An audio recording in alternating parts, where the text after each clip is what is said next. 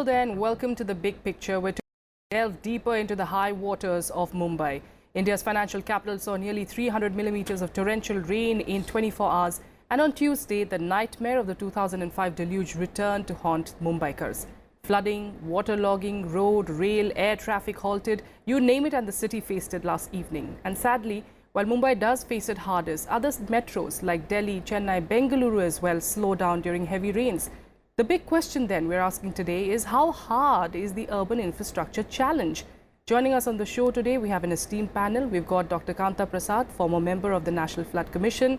We have Mr. Jamal H. Ansari, former director at the School of Planning and Architecture, and Naveen Kumar Bhatnagar, former DIG NDRF, and also an expert in disaster management and rescue operations. Thank you, gentlemen, for joining me here on the show. Dr. Prasad, if I could start with you. The BMC chief, in fact, today, while giving a press conference on what happened and what is being done now, he, of course, said that this was an event, an extreme weather event. And he seemed to justify what happened yesterday, saying that, this was unexpected. But we can't really blame it only on, on a weather event, isn't it? Well, of course, you know very well that, it is very easy to blame the weather, and those in power and authority always like to do that because it provides a good scapegoat. But it's also true that it is a natural phenomenon to some extent, because without the heavy rainfall, it would not happen. That's right. Rainfall is under nobody's control. But tell me, is not rainfall expected? Is this not rainy season? Is not the season which I've been expecting since thousands and lakhs of years? And is this rainfall really that exceptional? Say in 2005, yes, the rainfall was 9.944 meters. That's right. That's right. This was just about one third or 1/4 of what this happened time there. it is one day on Tuesday. It was only about 300. Yes, 300 that's right. meters. Yes. So 3 times more. So it is not that is exceptional. What has changed? What has happened in between? Then we have not taken in note of the lessons that we should have derived from the 2005 deluge. And what are the lessons to be taken into account? Lessons to be taken into account is that the type of development which is taking place in Mumbai and other urban areas like Delhi, Bangalore, the places that you mentioned, is such that, such disasters are bound to come. Yes. To that extent, I say it is also a man-made disaster, not a natural disaster. Natural disasters aggravated by haphazard development of the cities. Have you heard this type of problem in other countries? No. Absolutely. Flood we are witnessing rivers, one. We are witnessing one in the rivers. US, but that is a hurricane. Flood, and they are hurricane still is trying. again completely natural. Absolutely, absolutely. See, flood in rivers, flood through hurricanes, through cyclone, is throughout, universal throughout. But flood in urban areas, in city, is peculiarly an Indian phenomenon, a recent Indian phenomenon. Absolutely, and not it's interesting not you bring earlier. out this this term that we've been listening, we've been hearing ever since 2005, even during the Uttarakhand floods as well. Yes. Man-made disaster. Mr. Ansari, if I could come to in you. fact, I would like to let me complete Yes, the thing. yes. It is a misnomer to give it the name of flood. It is again diverting attention. It is not flood. It is should be called drainage congestion. Absolutely. Basically, drainage congestion. Once you call drainage congestion, then the responsibility get pinpointed. But who is responsible for drainage congestion? Yes. Natural drainages are being blocked because of unplanned development of the city. There are natural drainages. You fill them up with mud and whatever, stone and so on, raise them, build buildings, build roads, and natural is disturbed. Yes. The whole city get concretized. How will water seep down the ground? And water will seep down the ground if open. So compare the topography of today's Mumbai with the topography of 50 years Mumbai. You see what marked changes have taken place. Absolutely. Those are the things responsible for this deluge. Absolutely. Mr. Ansari, do you agree with that? We can't really blame the weather, because this is something that happens in Mumbai all the time. Maybe the amount of rain is debatable of how heavy it was yesterday. And it's not just a Mumbai-centric problem. I think we are concentrating more because, of course, BMC is the richest municipal body, and you would think that they would perhaps work better. But this is a problem that you see in various cities, even Delhi And for that further, matter, totally chokes down nothing to do when with there are the any kind nothing of to do with the rains. Fernandez government or any recent government. It is something to do with the bureaucratic culture. Absolutely. administrative And what culture. is it that to we are do with lacking then, Mr. Last 10, Ansari? 20 years, that what has happened. Yeah. You What see, is it? I agree 100% with what Professor Kamta Prasad has said, and he has said almost all. You see, the point is that drainage is one problem in a city which we suffer for barely about 2 weeks a year. Yes. So there is a heavy rainfall, there is some problems in some cities, and once this is over, we will forget and sit tight till the next year. So that is one. I mean, we are not really bothered about learning lessons from an event and doing something about it. Second thing which I would like to say is that if you look at the causes, number one cause is that our drainage system which is in place, it is antiquated. It was early 20th century by the British regime. We have not really substantially changed or reviewed or altered that system to suit the growing requirements of a larger and larger population. That is the biggest problem. The second problem is what Kamta Prasad has said, I fully agree with him, builders. Builders are to be blamed for, but then also the people who let them build wherever they like. Absolutely. And whatever amount of floor space they want to create. And as a result of that, what they do, they build in the areas which are low-lying areas, Yes. which is very difficult to drain out. Interesting you bring up that, because when Chennai in 2015, when that happened, you saw the airport was completely flooded, and a lot of questions were raised that Yes. perhaps it was built in a wrong area altogether. It So was formerly it was not LA. just builders, it's just, even government agencies Yes. don't really think it out. If I could come to you, sir, Mr. Bhatnagar, NDRF always in the heart of the action. They've been helpful in so many incidents in the recent past, especially. But do you feel that with various agencies that are that have to plan, you've got the municipal corporation, Actually, you've got different departments, and that cohesion is nowhere there, and they don't work together. Do you feel that? Yeah, it's their responsibility of state government. They should take care about it, and already they are doing the job.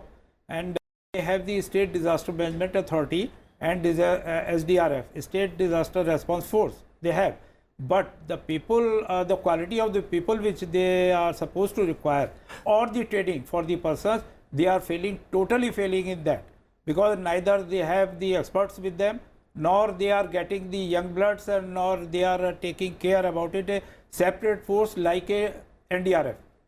We have the trained persons, young people and energetic people. Continuous our training is going on day by day. We are getting the latest technology, latest training, all these things. But the state government is not so serious about it. They are about just to make up the filling the gap, you can say. Very easy word is filling the gap. Yes, we have the SDRF, we have this crisis management center. Likewise, just to hanky-fanky and just to vanish their this thing, blames. So Alright. they are not No serious serious about it. aim really to find a solution is what Even you're then, saying. we have the latest technology with us. Why I am afraid why they are not using the technology with this thing, new technology and new techniques. They should take the help of the agencies. They should take the consultancy from the agencies are available in India, but they are not serious about it. All right. I believe we are also being joined by Sudhir Krishna, who's a former Union Secretary of Urban Development. Thank you so much for joining us here. Mr. Krishna, we are talking, of course, about how administratively there's been a failure, obviously, and we're talking vis-a-vis Mumbai, what happened yesterday, but also in various cities as well. It's the same picture that we see every year. It's either Mumbai, it's a Chennai, it's even a Srinagar.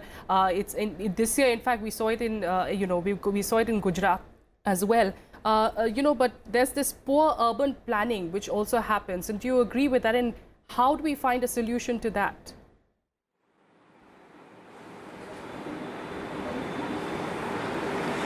Yes, you are right that there is a problem with urban governance, and the issue of urban governance has two aspects. One is the local government's empowerment, and second is the motivation of the local government with whatever power they have to harness the new technologies. Now, You talked about the flooding of Mumbai and some other cities, and in a way you are right. The technology is available to delineate and map all the natural drainage systems, and this ought to be done immediately. We have got satellite imagery data through Bhuvan, and the Ministry of Urban Development had launched that scheme of National Urban Information System to geo-reference all these natural infrastructure, natural drains. So if these are delineated and shown in the master plan, and we don't allow any development, including unauthorized activities. A lot of unauthorized activities happen in the drain areas. Natural nalas are covered with habitation, jhuggis. So if these are all removed and we allow the natural water to take the natural course, there will not be much scope for flooding. So this requires harnessing the technology, and municipalities have to be empowered, because today the position, for example, take the case of Delhi. In Delhi, the municipalities are there, all right, but there is the Delhi Jal Board also, which handles all the sewage system and water supply system. So these are all interlinked issues. The sewage, the drainage and the water supply, they are intertwined. So in every state there is a multiplicity of agencies, and therefore the municipalities have become the agencies and not the agency for the city. But common man thinks that everything wrong is with the municipality and because of the municipality's failure. So I think a time has come now to integrate all the developmental activities and governance framework into the municipalities concerned. And I'm sure this will resolve the issue, but it will take a while, because for some time we have followed, for almost 70 years we have followed a paradigm of bypassing the local governments by and by.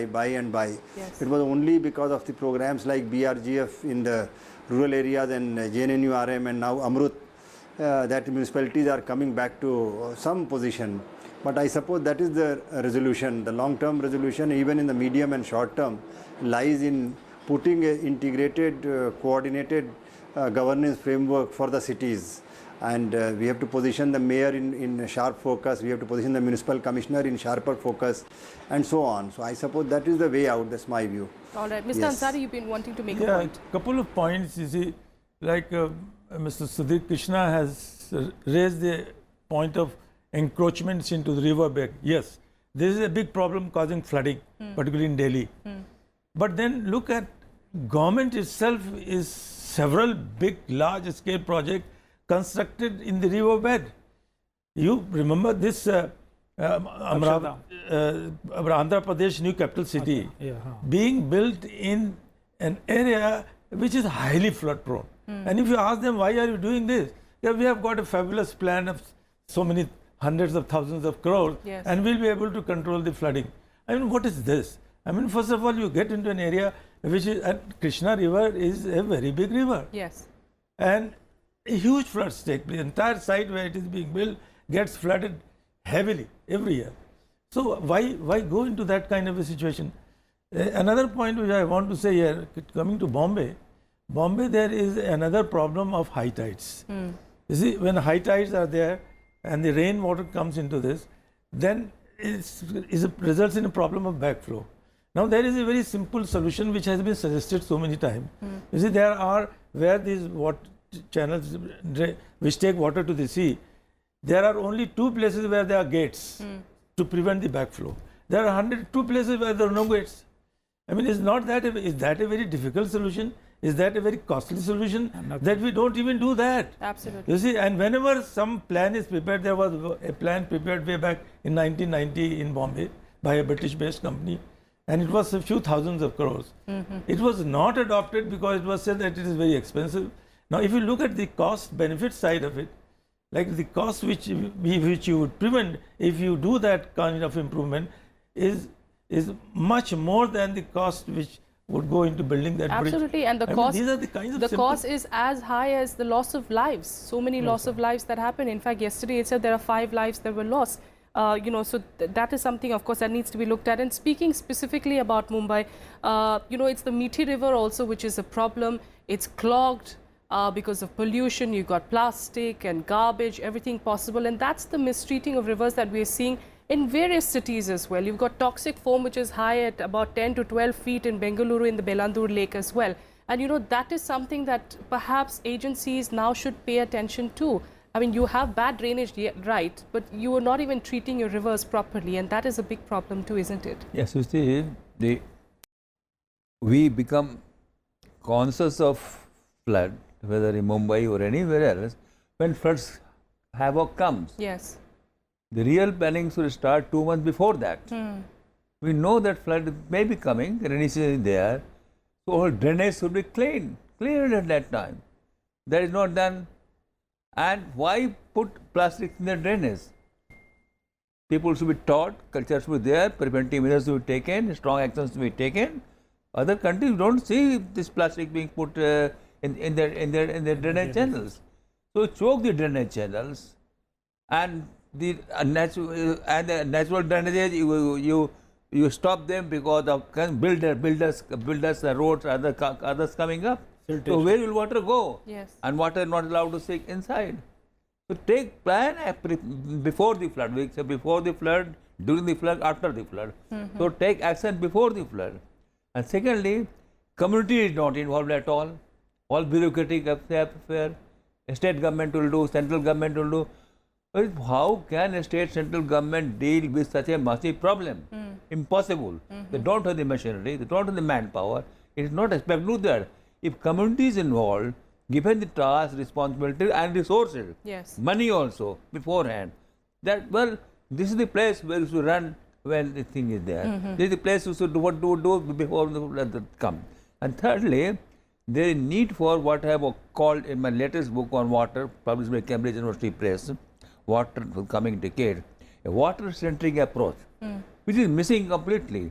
For example, you develop your, I'm coming to Mumbai and Delhi, one urban city, you develop your cities, but water is not taken into account a factor in development. We have courses in architecture. Yes. So many universities are there, including your old Institute of Architecture. Yes. Water is not taken into account a factor while planning buildings or planning roads and so on. Is it the right place? Is it affecting drainage channel? Yes. And so on. It's not taken into account, not taught at all.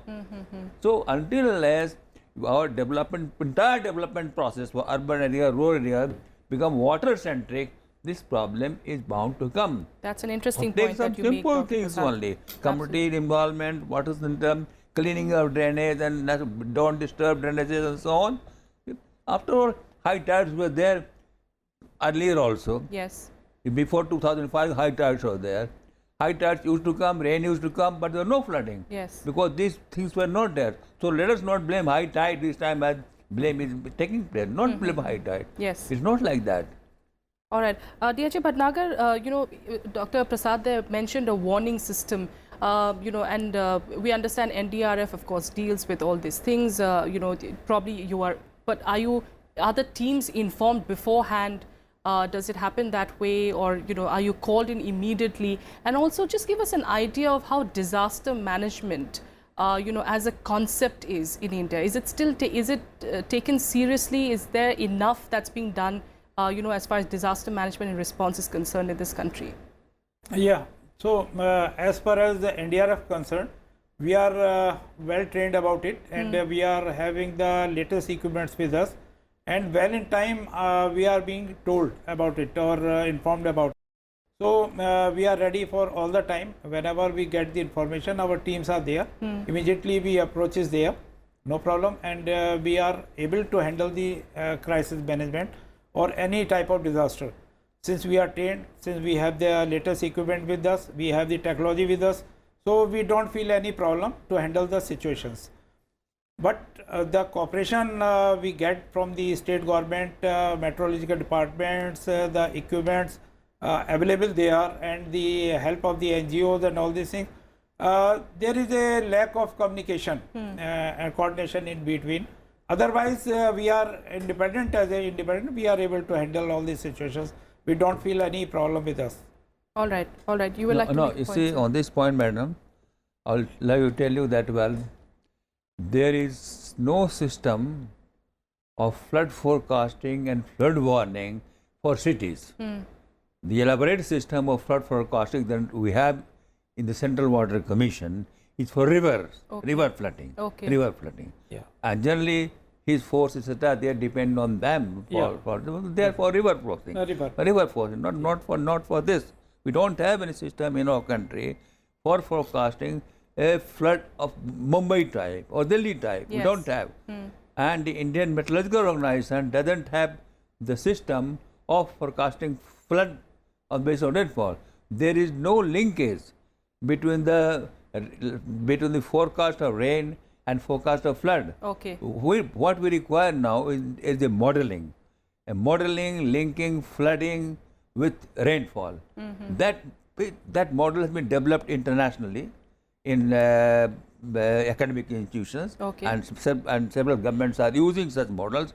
But in our country, it yet to be done. If that modeling is there, so that you link up how much flood will take place in Mumbai, if that much rainfall taking place in Mumbai. Yes. So get advanced, and then the lead time has to increase. It's not that you get information 1 hour ago, 2 hours ago. The longer the lead time, the better it is. So these two aspects have been taken into account. The missing in our country, the point is that, you see, the flood has come. Halla gulla, aerial survey, helicopter, Prime Minister making a statement, Chief Minister. After 1 month, completely forgotten, back to the same thing, waiting for another deluge to take place. That is the reality. But Mr. our Sudhir, meteorological Krishna, department has developed this process, and they are in a very fast manner. They are doing this development, and they have this system. No, they are not linking the flood with. I'm saying making a different point altogether. They are not linking up with the effect on flood on cities. This is on cities. On cities, they have not done it. On cities, they have not done it. They have not done. They have not done it. My point is that we have got very sophisticated technology to predict when floods will take place, how much flood will take place, and where the construction should not be there. But the problem is that once we have to build, we build at that very place which is supposed to be the most difficult from the point of all right, flood very control. quickly, Mr. Krishna, I have to come to you. We are running short of time now. There was, of course, mention here that, perhaps our urban infrastructure, our plans, they need to be more water-centric. Do you think that is the way forward, considering how climate change is affecting how, cities are being built across the world? And that is a reality we need to face. The kind of rains that we're seeing is something that no one expected. But, perhaps we need to get more prepared for that. Do you think so?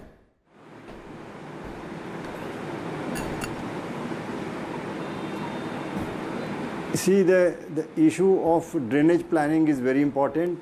For every city's master plan, drainage plan has to be the first layer, the primary layer of master plan. But having said that, I should say that what is true for cities across the world is generally not true for our country. Why? Because we have very complex habitation pattern. In Delhi, for example, almost 3/4 of habitation is called unauthorized colonies, so to say. And these are all haphazard developments, number one. Number two, the drains in the city are not under the control of a single agency. The cities handle the last part of the drain, the tertiary drains. Then there is a state highway within the city. There are national highways within the city. And because the roads and drains are intertwined, the drains are not independent of the roads. And so the national highways, when they make the road, they are least bothered about the drainage system. And the state highways are also there. So locally within the city, there is no singular governance system for the drainage. So therefore, number one, the master plan is required. Number two, the governance framework to handle that master plan as far as drain part is concerned is very much required. As far as the NDRF part is concerned, I heard very interesting, arrangements by the NDRF, which is really appreciable.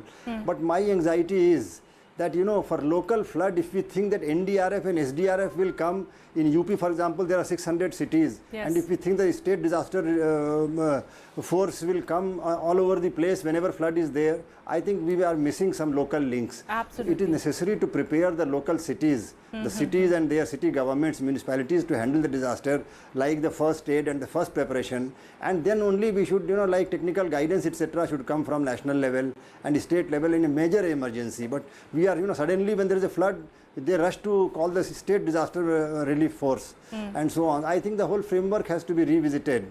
Otherwise, the problems will remain, because what is true for national rivers and large rivers and that is not at all applicable in the system of a city, typical city of India. I think that we have to revisit the whole arrangement of planning on one hand and local governance as far as cities are concerned. All right, And you could for have put it hinterland, better, there is Mr. Krishna. different Thank you situation, so all much. right, yes. Thank you so much for joining us on the big picture. Thank you, Ms. Dr. Kamta Prasad, Mr. Ansari, and Mr. Bhatnagar as well. I saw you, you wanting to make a point there, but I'm sorry, we're running short of time. You couldn't have put it better. Definitely smart cities, special showpiece urban centers. That's, of course, what governments really hope to make as far as India is concerned. But what you have at the moment, put that in place, work that system out, and perhaps then the dream will become a reality. Thank you so much, though, for joining me here on The Big Picture. That's all we have for you.